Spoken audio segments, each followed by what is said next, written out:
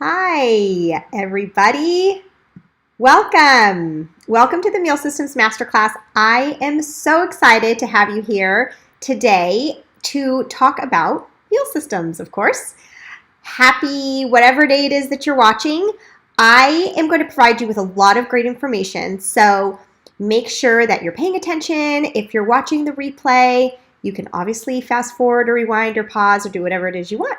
So let's get started.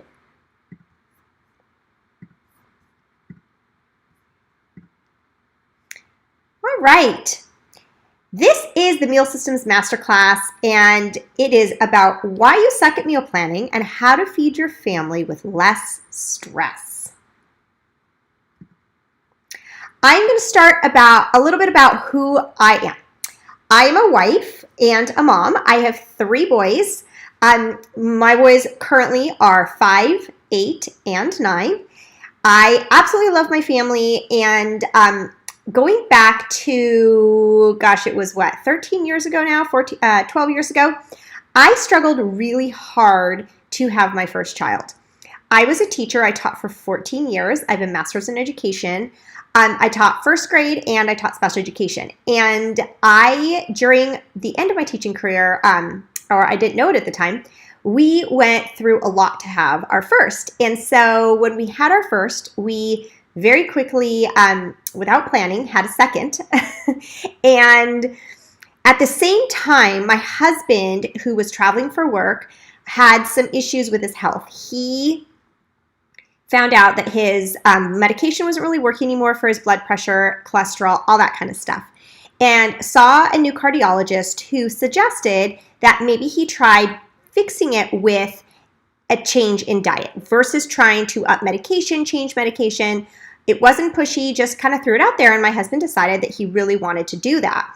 So the cardiologist gave him some shows to watch just to kind of, inform him. And I didn't know that my husband was doing this at the time, but my husband came to me and basically said, this is what I want to do. I want to try and switch everything over through dietary changes.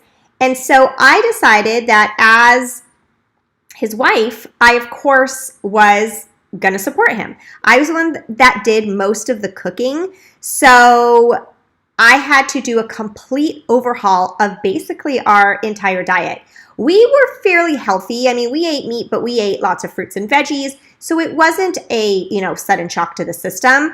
And also in my second pregnancy, I had a huge aversion to meat, and so I was very vegetarian in my second pregnancy. And my son at this point was about 5 months old.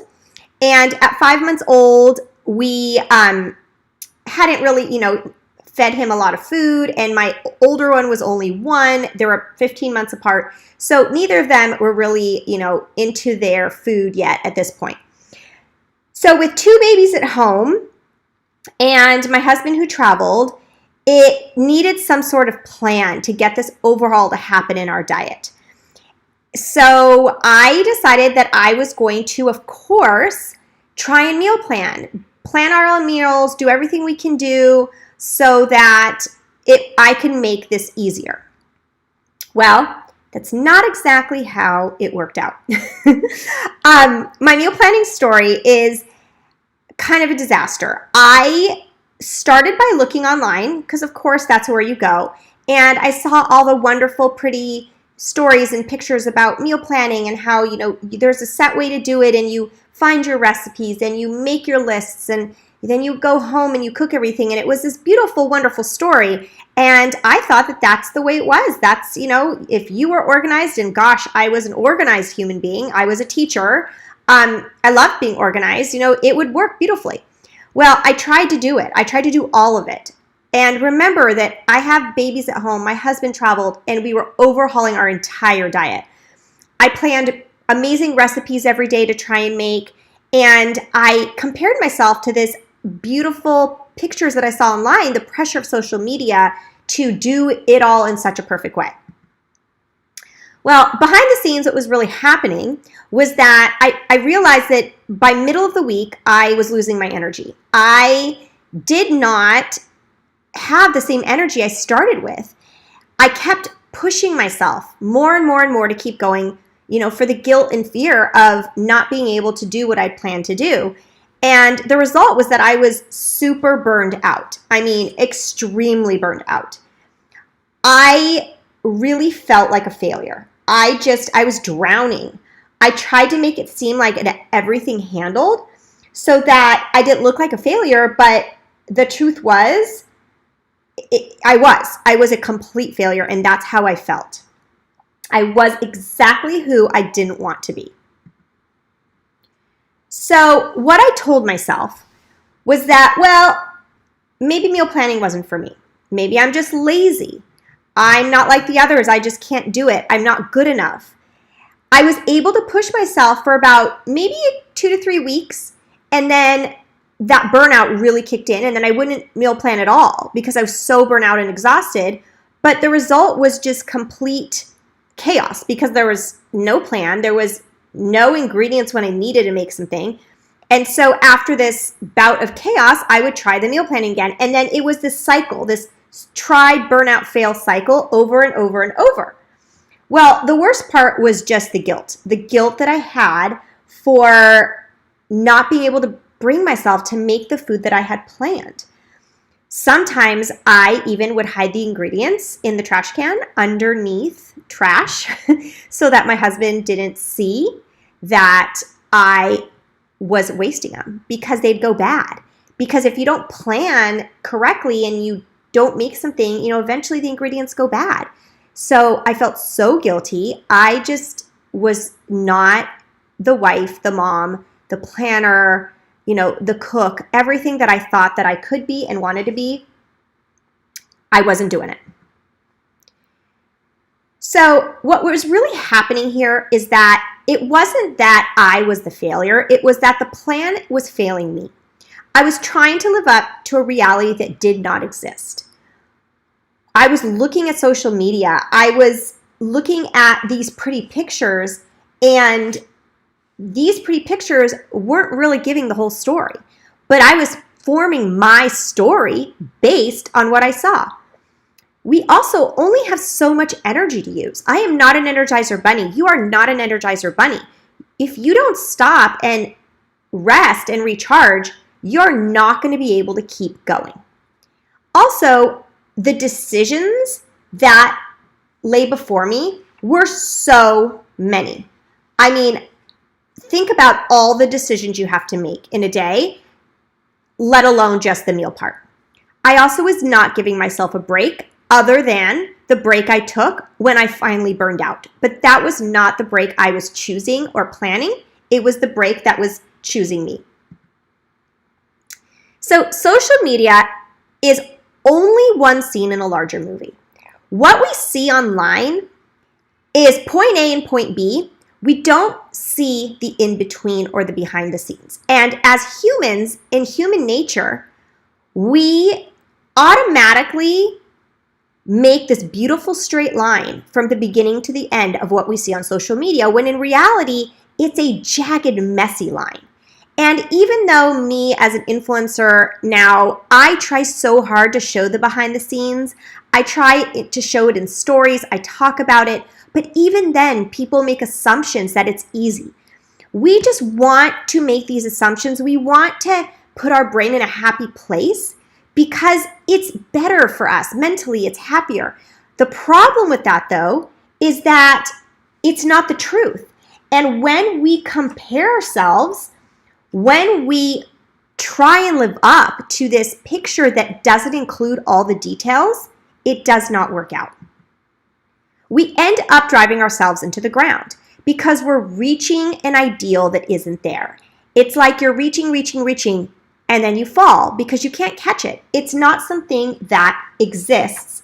And therefore, we are following something that's pretend, basically. The bottom line is, if we don't force ourselves to rest, our body will do it for us. And that's what it was happening to me after I pushed and pushed and pushed. I wasn't giving myself that rest. My body decided, sorry, too bad, energy done.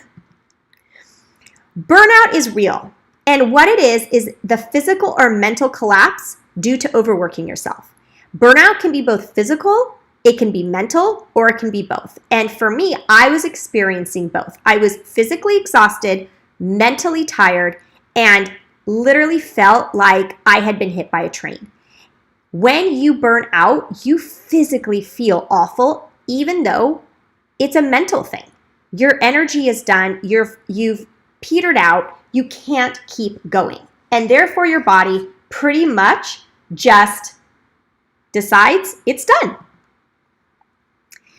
This happens especially to us as moms. It happens to everybody, but as mothers, women and mothers, we naturally are trying to do it all.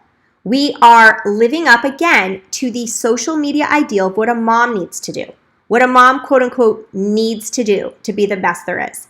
As women, we are pushed and pushed and pushed and pushed, where our counterparts, men, they aren't pushed the same way. When men take a break, it seems that they're celebrated. Oh, job well done, give yourself a break. When women try and step back, it seems that we're being called lazy. We aren't doing enough. Well, you have time, so do it all. And more gets onto our plate, and we allow this to happen. Let's be clear. We're allowing this to happen. I was there. I allowed so much on my plate that my plate eventually crashed and burned. We need to force ourselves to rest and recharge, even when it comes to meals. Planning, cooking, prepping, serving, all of that needs to have a break. We can't keep doing it and expect ourselves not to fail. We need a rest day built into our meal system. It needs to be there as part of the plan so that we are forced to take it.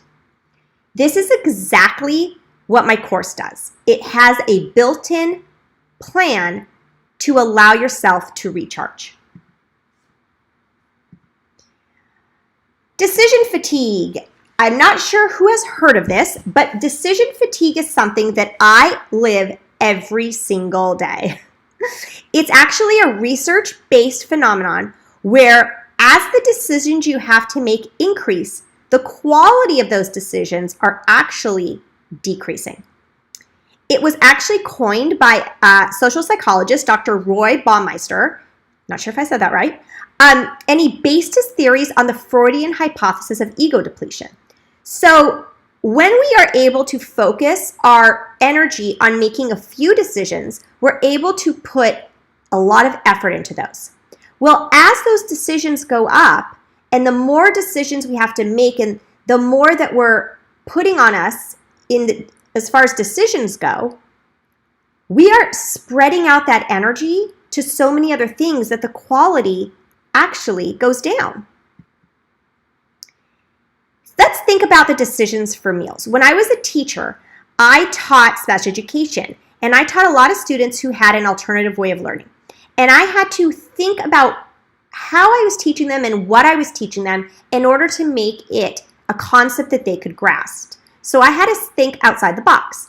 So when it comes to making meals, I wrote down and thought about all the decisions that I had to make when planning meals for my family.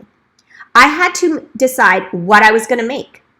That's step one, what you're making. Well, that decision in and of itself is also flagged by so many other decisions. When we go to find a recipe, there are so many places we can turn, from cookbooks to websites to Pinterest to Instagram to Facebook. Within each of those, there's so many options.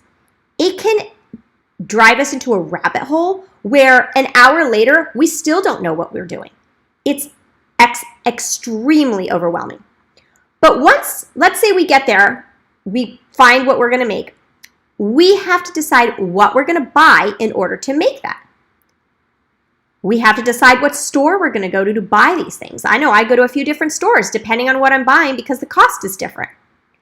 We have to decide what to prep and when we're going to prep it. Looking at our schedule, when do we have time? So many decisions there. And then when it's all done, we still have decisions. We have to decide how to serve it. Are we serving it with a side? Are we serving it as it is? If it comes to like burgers, is it going to be on a bun? Is it going to be on a lettuce wrap? Is it going to be in a regular wrap? The decisions are so overwhelming just for this part of our meals. Decision avoidance is another phenomenon. It is talking about when decisions are too many, like when you are plagued with so many decisions to make, then a lot of people will actually not make the decision at all. So this was me with meal planning. I got to the point where I was so overloaded with decisions that I hit a roadblock. And some of you listening right now may think, oh my gosh, this is me. I hit a roadblock because I don't even know where to start. There's just so many decisions to make. This is the traditional meal planning system failing you. This is not you failing at meal planning. Within all those decisions, we have choices to make. And there's such thing called choice overload. It means when we have too many choices that it's harder to actually make a decision. While we've been taught that, oh, choice is great, there is a breaking point where there's so many choices, we actually can't make a decision at all. And the psychologist Barry Schwartz, he actually wrote a book on this called The Paradox of Choice. And it talks about how anxiety especially increases when we're overwhelmed with so many choices. This is me to a T. I am 100% somebody who suffers from choice overload. I talked a lot about a restaurant that I go to and have gone to multiple times, that their menu is like a textbook. It has so many sections, so many choices, that I honestly avoid going there because I'm so overwhelmed.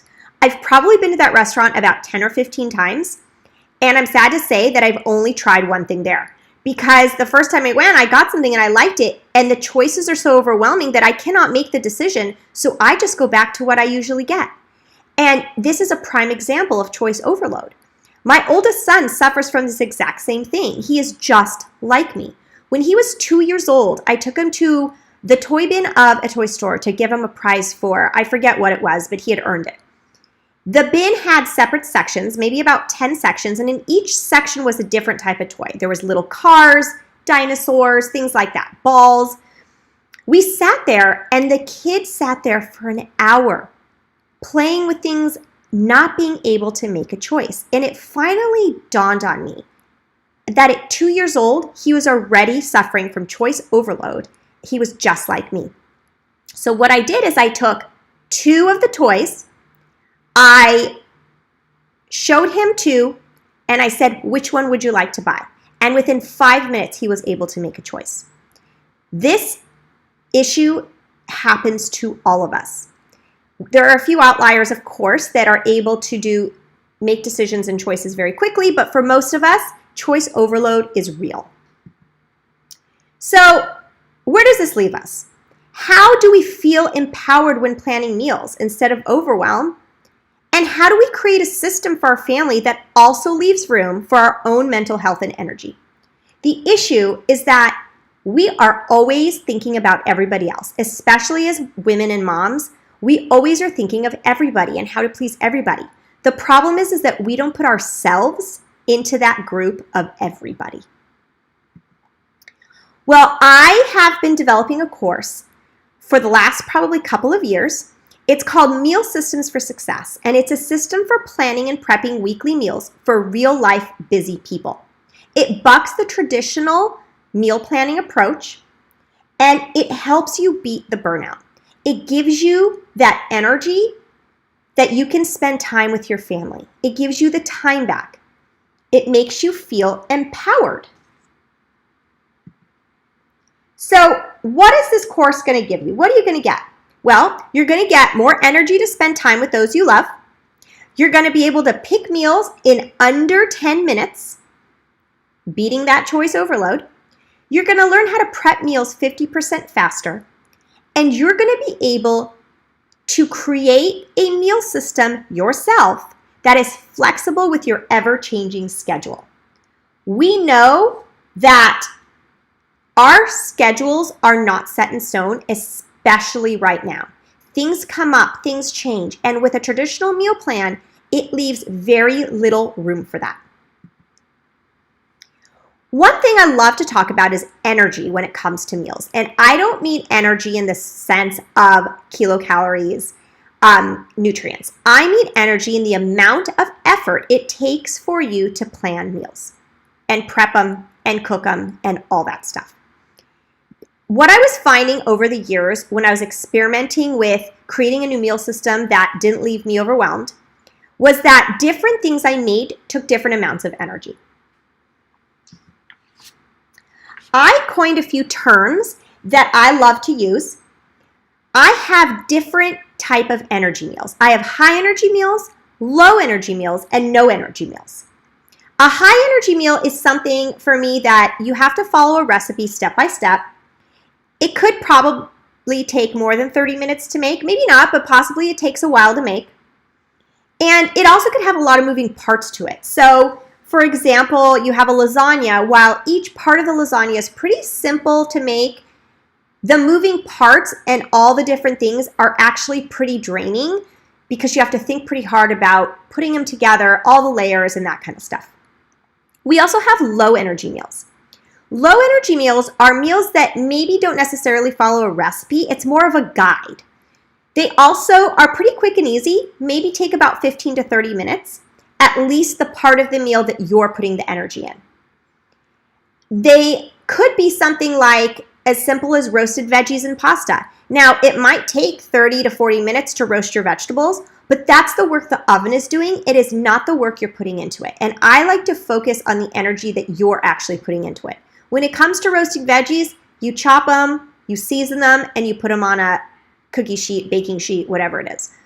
That does not take a ton of energy. The oven does most of the work. And then all you do is cook some pasta. I like to have it plain with my vegan Parmesan cheese with the roasted veggies. My husband likes to use either a jarred red sauce or a red sauce that I prepped before, and that's dinner. The last thing is no energy meals, and I talked about this when we talked about burnout. We need to incorporate meals into our plan that do not take energy from us, and this is where we have our planned rest and recharge. No energy meals mean that you're either going out, you're ordering in, or maybe you're cooking a frozen meal. The frozen meal could be store-bought, or it could be something that you had prepped extra of and put in the freezer for a later time. Whatever it is, it needs to be no energy. It can't be something that you have to put energy in, because if you don't take that forced rest and recharge, you will burn out. So ideally, your weekly plan should have a perfect combination of all of these. And when I mean perfect combination of all of these, I'm talking about a plan that works for you, a combination that works for you. And that doesn't have to be constant. It can change depending on your week. It really does not have to be the same. There's some weeks where we're home a lot of the times, and so maybe we only have one rest day, rest meal, and some weeks where we're really busy and we have all the kids' activities, all this activity, work, whatever it is, and we need to increase that no energy meal because our energy is being put elsewhere. So my meal formula, I like to call breakfast, lunch, and snacks as low energy or no energy meals. I think that the energy is best put into dinners because that's where the time that generally you tend to be home. We like to gather as a family to eat dinner. Whereas breakfast, lunch, and snacks, you tend to be more on the go, quick and easy. You're busy throughout the day. You don't want to sit there forever. Now on weekends, of course, we do like to put a little more energy sometimes unless we're going out into especially breakfast. That's when the pancakes come in and things like that. But in my course, I have guides and cheat sheets for examples of low energy breakfasts. And then I also have information on lunch and snack ideas. And it's going to give you what you need in order to get ideas and plan for those low energy or no energy meals for those breakfast, lunch, and snacks.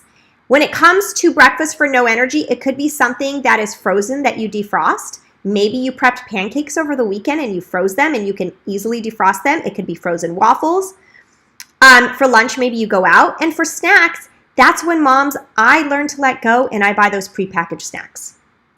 When it comes to dinners, what works for me is 1 to 2 high energy meals a week, meaning actual recipes. So I only really cook 1 to 2 recipes a week.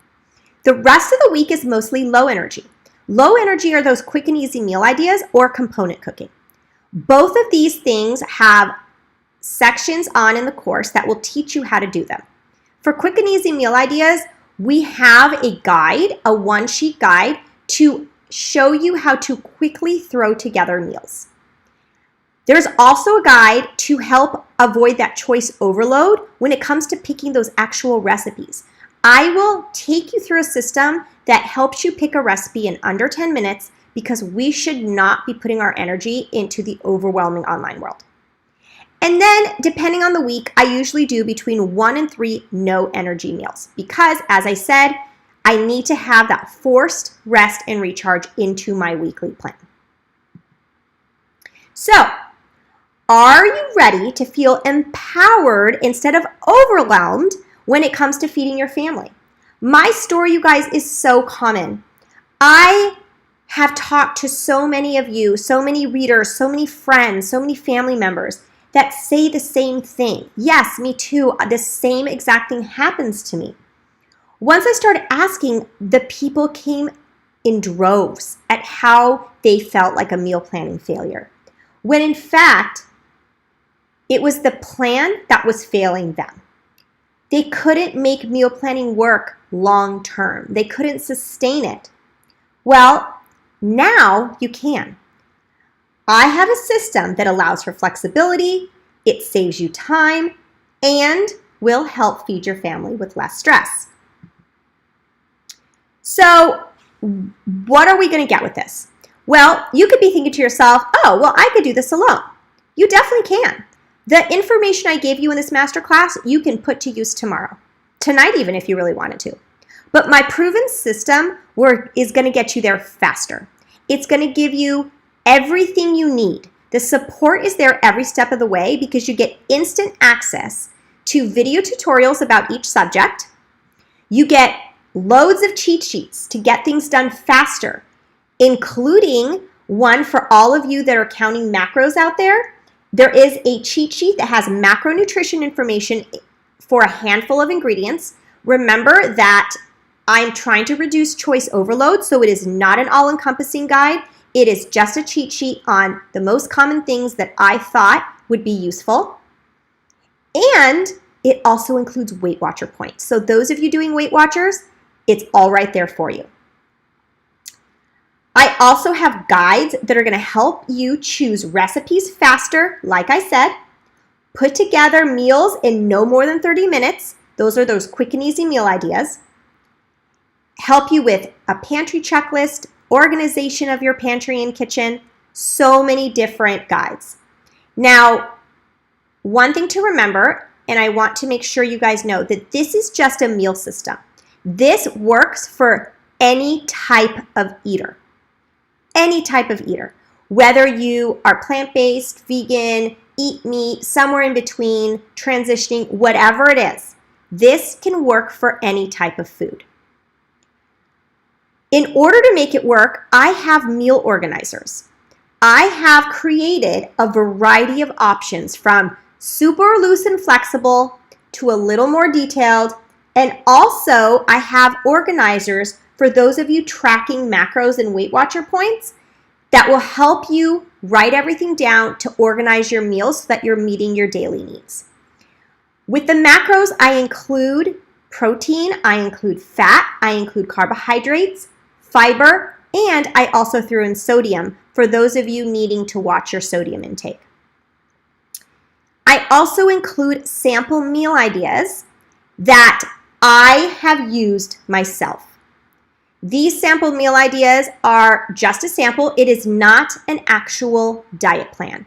I am not a dietitian. I am not a nutritionist. I am a meal systems expert. I do not tell you what to eat. I help you organize what you need to eat. It could be that you have come from a dietitian and you have come from some sort of nutritionist, and you need to take what they have taught you and make it easier to incorporate into your life. That's what this course would do. Now, don't take it from me. Let's see a few testimonials for people that have gone through my course. This is Katie, and Katie says, I typically work from home until 6 p.m. and have a 3-year-old who goes to bed at 7:30. That leaves very little room for meal prep and cooking. And attempting to follow meal plans has led me to feeling like a complete failure, blowing the budget to order in and depriving myself of energy by putting so much restaurant food in my body. You've helped me to understand that it's okay to have those foods, but that I need other ways to fuel myself and my family. And it doesn't always have to be the detailed recipe I spent so much time planning for that I even forgot to get all the groceries. Been there. I was at full-on meal planning and cooking burnout until I found your system. This system gives me some of my power back. Meals don't own me. They're just a part of our life now. This is Allison. Sophia's course was super helpful. Her laid-back teaching style is easy to follow and easy to understand. It just makes sense. I love the idea of high energy, low energy, and no energy meals. I used to have guilt over easy to prep meals, but this course has made me see the value in using my time and energy wisely. I'd recommend this class to anyone who is struggling to transition to a plant-based way of eating and to experienced food preppers. Thank you, Sophia, for supporting and motivating me. And last, we have Lacey. I'm incredibly grateful to find a meal planning course of action that is easy to understand and easy to implement. Sophia does a great job at thoughtfully explaining her process and how to implement this into your life, no matter your circumstance. I'm very much looking forward to getting into this routine to make life easier. So, because I love all of you and I'm so grateful for you, I am giving you guys a lightning deal for this course. If you buy within 24 hours, you get a special one-time price.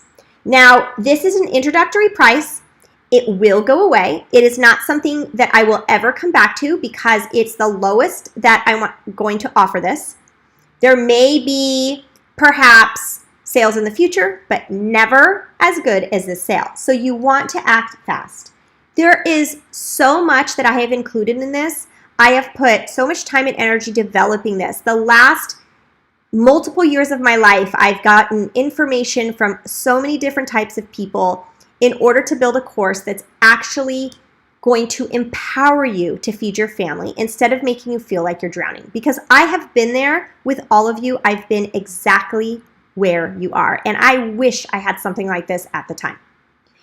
Now, this is not a meal plan. I want to say this again. I am not a dietitian. And those of you that are buying meal plans, you should always make sure you're getting them from a licensed professional. One thing to keep in mind is that this course is a one-time fee. This is not something that you have to buy over and over again, and you have lifetime access to it. When you're buying meal plans, when you're putting money into meal plans, you are paying over and over and over and over to get it to you. This is going to teach you how to do it yourself, and I'm telling you, the more you practice, it's going to become second nature. It's going to be something that you can do without any time and effort. If you have any questions, please make sure to send me a message on Instagram. I'm at Veggies Don't Bite. Also, you can email me, sophia@veggiesdon'tbite.com. I look at all of my messages and all of my emails myself, and I will answer any questions you guys have. If you want to tag me on anything you're doing that you've learned from this masterclass, or if you buy the course, please do. I love getting those.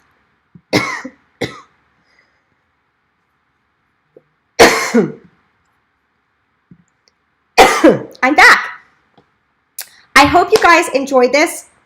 I'm so grateful for all of you for being here, following along, and I hope you got something out of it. I so appreciate you guys, and thank you so much. Please make sure to get in touch if you have any questions.